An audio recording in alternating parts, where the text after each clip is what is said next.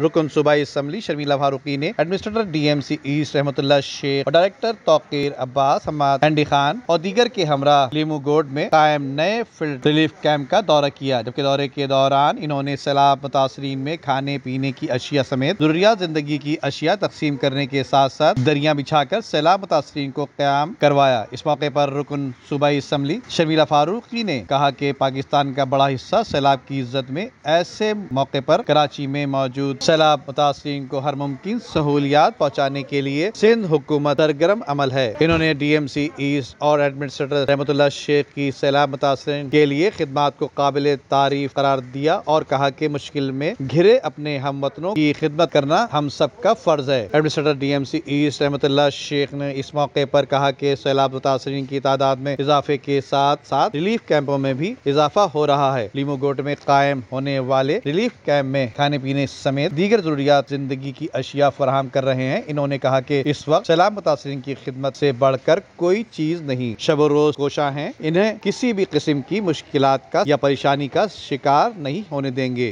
Nadeem Siddiqui, metro 7 Pakistan. उम्दा में पकाएं और जी भर के खाएं।